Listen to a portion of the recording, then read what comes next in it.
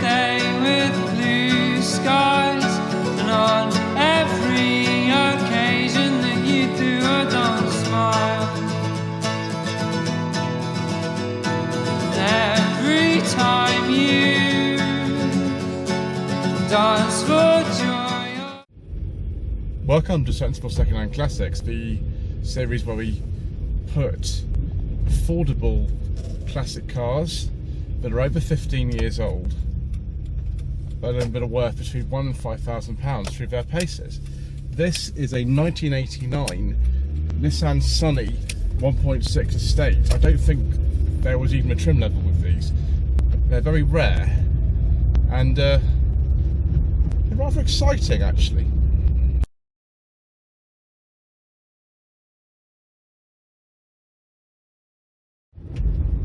Nissan's range of cars in the 1980s was really rather confusing. They had, at one point, Stanza, Bluebird, Cherry and Sunny are all on sale at the same time, where actually that market segment with Ford was occupied by only two cars, the Escort and the Sierra. When this car was actually sold in 1989, there were two Nissan Sunny estates. There was the B11 type that was an older model, and then this B12 type.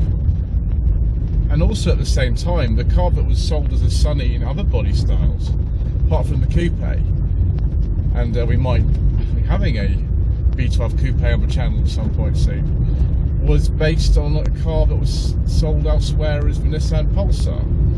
So I don't understand that Nissan or Datsun's marketing, depending on what year you're looking at. Depends on whether the car's called a Nissan or a Datsun. This one was always called a Nissan. And also the boot's not very big on this car. I mean, it is an estate car, but really I'd call this a fastback. If you really wanted a practical Sunny estate, you'd buy the B11 type, the older type. This one though, it has the newer type of engine in it, which is called the CA16DE. It has about 90 horsepower. There was an earlier engine, that was the E engine, I think E16, it had 71 horsepower. It seems pretty sprightly, this one. It seems to go quite well. No power steering in this car, and as I said, no trim level. The car was known elsewhere as Sunny California, and the basic body style of this was also sold as a Sentra in other parts of the world, and loads of other names. We'll go over maybe just sort of some of them in a little while, but it seems to drive well enough. The ride seems pretty soft, it seems quite compliant. 5-speed gearbox is very nice, and there are some components in here that I recognise from the Nissan Stanza and the Datsun Stanza that I drove on Sensible Secondhand Classics earlier this year, and also the N13 Sunny that I drove on No Budget Reviews about a year ago. Yeah, we can tell we got no power steering in this.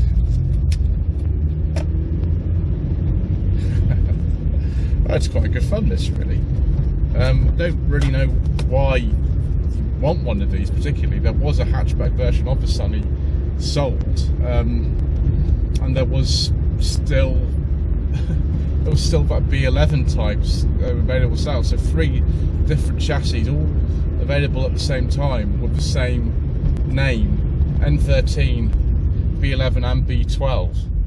Terribly confusing for people, I'm sure, but you see one of these around, it probably makes people wonder if they've ever even seen one before. Certainly I haven't seen one for a long time.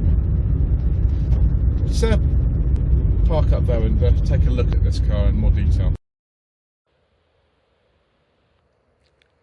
It's really interesting looking at one of these and just trying to remember where I actually last saw one or when it was, and I just can't remember. I can't actually remember at all. And there we are. It actually says Nissan Sunny 1.6 Estate on the back. There's no actual kind of trim level or anything. I think that's just how they came. It's hard to find information on these cars in the British market because I don't think they sold a great deal of them anyway. So as you can see, the load area really is quite compromised. It's far more of a kind of like a fastback, maybe a bit like an Austin Maxi in that way, as opposed to an actual estate car, despite the name of it. And if you wanted more practicality, you just buy the older version, the B11. So we just lift that car pin up, we can lift this little tab here, and there is a rather nice condition steel spare wheel, full size.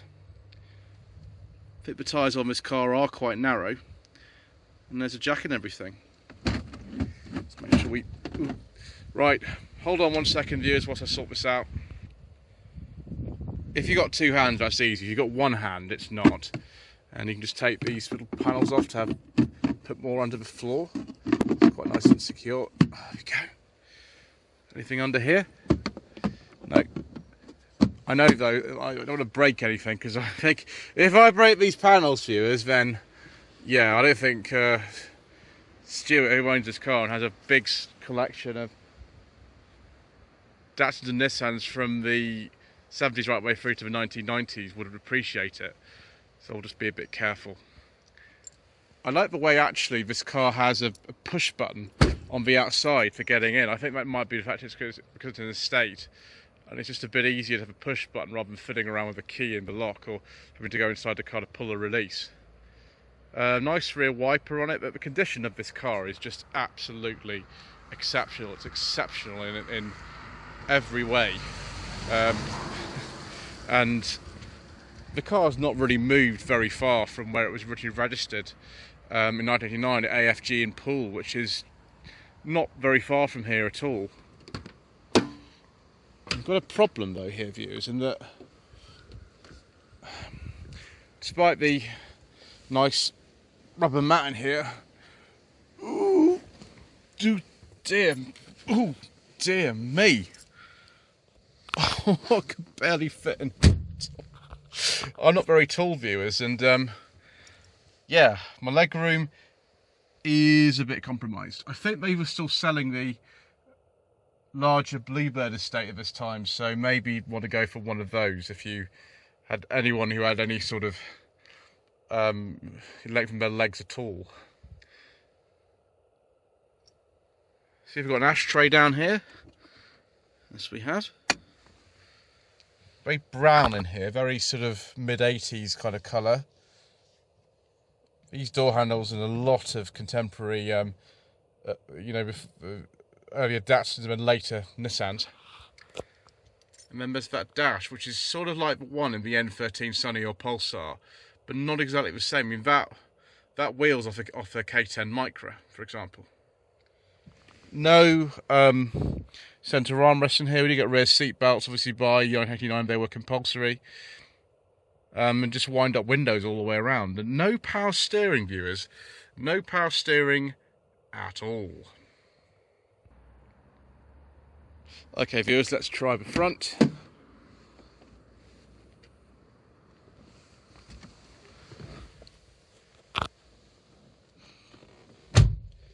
Interesting dash in here. I mean, elements shared with things like the stanza, like these column stalks and things. But other bits, just very unique, I think, to this model. I think that the other names for some of the saloon versions of the B12 type Sunny were the Sentra and then the Suru in Mexico. I think the car was sold there until, I think it was 2013 or something. Could be wrong. So a long-lived platform. Again, lots of brown and switches in slightly strange places. I like this hazard light switch, but blanking plate there, I presume, is for front fog lamps, as they've only got rear fog lamps. This heated ventilation console is out of an N13 Sunny or Pulsar. Again, I don't think I'm getting my secret mission documents in there. Original tape deck. Is that another ashtray? Yes, it is, viewers. Possibly even maybe cassette storage down here. This gearbox feels very similar to the one in an N13 Sunny as well. So, no electric windows, something like that, nothing fancy. I've got internally adjustable mirrors though, it's not all bad. And a pop-up sunroof. And beige sun visors, which only attach to that side. Fantastic, at least our rearview mirror does dip, that's good. Indicator stalk on the right, of course, like a lot of Japanese cars of this era. Let's take a look under the bonnet, shall we? So we have 175 70 R13 tyres, so 13-inch wheels on this car. You can see where in some markets they might have side marker lights or fog lights in the bumper. They didn't even bother to press a different bumper, they just used the same one, which is interesting. The profile of the car does look quite nice. I mean, maybe it's one of the reasons why you'd buy one in this trim level, because this is the only one available. Right, let's open the bonnet. With that, I'm going to need two hands, so I'll have to just take a pause here. Again, like a lot of Stuart's cars, the condition of this is just ridiculous. It's so nice. So CA16DE engine in this, generating around 90 horsepower. Before 1989, there was a different engine, the E16, generated about 71 horsepower in this particular car. Everything is nice and accessible. There's the gearbox just there. Absolutely immaculate under here, just no rust, no gunk, absolutely nothing. Beautiful. Right, I think it's time to go for another drive, viewers.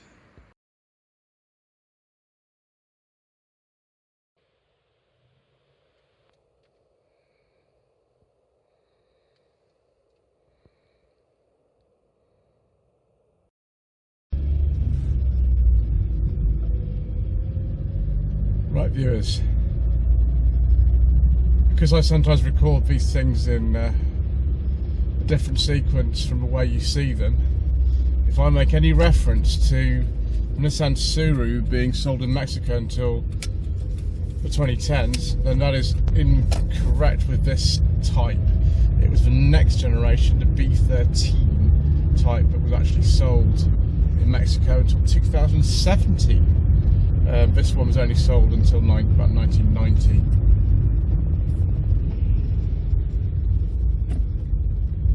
It's just interesting driving around. It's such a rare car.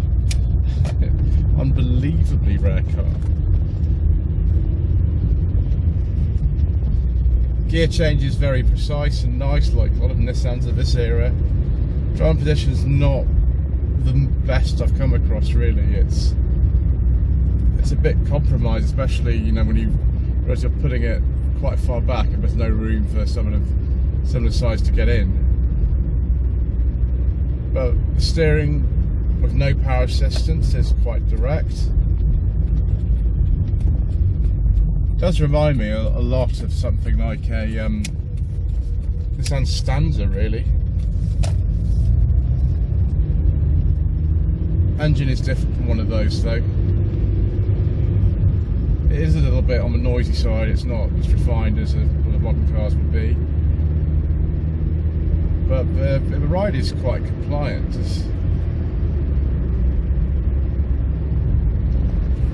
It's what I expect on you know, these quite tall wheels with sort of higher profile tyres. I mean, it's quite nippy. It's just you don't really want to drive this too enthusiastically because tyres are a bit skinny. But yeah, this straight line performance is really quite impressive. It certainly handles these country roads reasonably well for something like this. the wheel's a little bit thin to hold. Would have been nice to have had a wheel like something in an N13 Sunny. It's the one I tested last year, but can't have everything, can you? A gearbox is very slick. This car's only done 58,000 miles from new, so it feels really tight, and of course it is. Okay, let's just park up and you know, make a sort of conclusion, although I might be getting my facts slightly wrong, which will be no surprise to many of you who are regular channel viewers.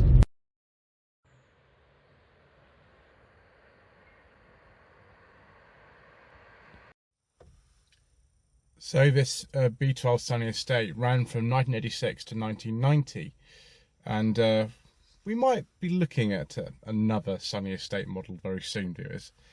So the coupe version and this estate version were the ones which were most widely exported around the world, possibly because they thought that the Pulsar or N13 Sunny was adequate for most of them. The funny thing about this car is it's called the Sunny Californian in many markets. It's which is, you know, to me, I find that quite fascinating. Yes, it was in production in Mexico with the saloon version, and for a long time as the Suru. Yeah, it's weird to have two Sunny Estates marketed in this country at the same time. But anyway, thank you ever so much indeed for watching this episode of Sensible Secondhand Classics. Don't forget to like this video, to leave a comment below, and to subscribe to the channel for more delights from this collection that we've been enjoying today. Thank you ever so much indeed once again for watching.